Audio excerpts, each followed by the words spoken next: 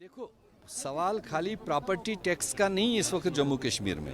आप दूसरी तरफ से देख लीजिए, महंगाई आसमान छू रही है।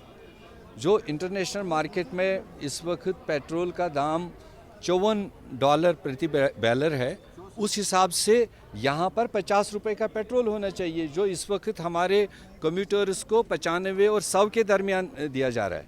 इसी तरह से डीजल, इसी तरह से गैस, इन सारी चीज़ों को जो इन्होंने बढ़ावा देकर रेट्स बना दिए, उससे बाकी तमाम ज़रूरियात ज़िंदगी के चीज़ों में कीमतें बढ़ती हैं। तो ये सारा आम इंसान के किचन पर असर डालता है।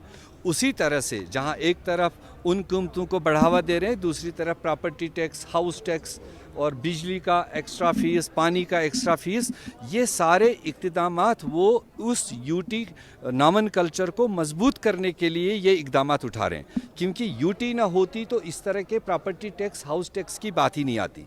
जो बाकी देश में यूटीज़ हैं, उन सब में ये हाउस और प्रॉपर्टी टैक्स लगता है, लोग पे करते हैं। इसीलिए तमाम यूटी में रहने वाले लोग अपने आप को स्टेट की डिमांड रखते हैं। तो हमारा रोना यही है, हम तो एक फुल फ्लैश स्टेट थे, हमें यूटी में क्यों बदल दिया, और यूटी में बदलने के बाद इतने सारे जो जुल्म है हमारे लोगों के साथ क्यों कर रहे हैं। एक तरफ ऑलरेडी कोविड की वजह से, दूसरी तरफ यहाँ के सियासी हालात की वजह से यहाँ लोगों की आमदनियाँ बहुत कम हो चुकी हैं, ज़ीरो के बराबर।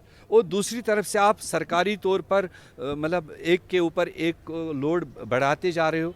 तो इस तरह से लगता कुल मिलाकर कि भाजपा सरकार को इस खित्ते में लोगों को इकनॉमिकली पसमानदा बनाने की एक बाज़ाब्ता पॉलिसी है, जिसके तहत ये किया जा रहा है।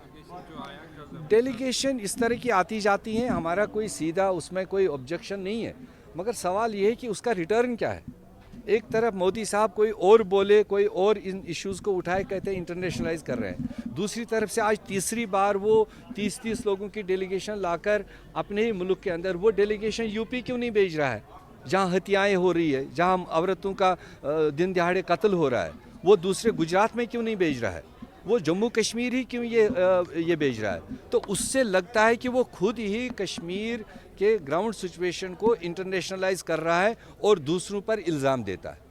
तो इसमें ज़मीनी सतह पर कोई फ़र्क नहीं पड़ेगा। हाँ, अगर अपने पार्लियामेंट के पार्लियामेंटेरियंस को ऑल पार्टी डेलीगेशन आती, 2-5 दिन यहाँ पर वो नौजवानों से बात करते, किसानों से बात करते, ट्रेडर से बात करते, उसका कोई ना कोई हल निकल के आता। वो अपने देश के लोग होते, अपने पार्लियामेंट में बोलते।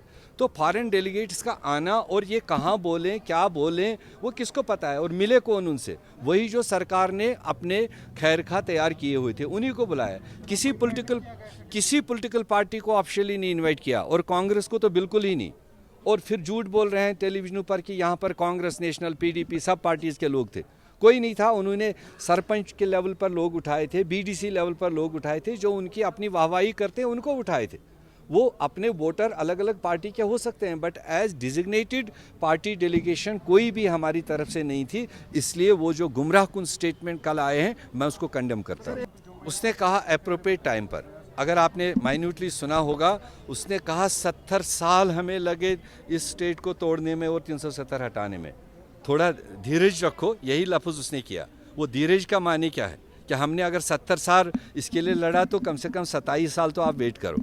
तो मेरा मानना है, जब तक भाजपा की सरकार दिल्ली में है, मुझे नहीं लगता है कि वो स्टेट रेस्टोर करें। 370-35 की तो दूर की बात है, चूँकि वो सुप्रीम कोर्ट मामला गया हुआ है। हम उम्मीद ज़रूर रखेंगे सुप्रीम कोर्ट उसमें कोई सही फैसला दे सकती है।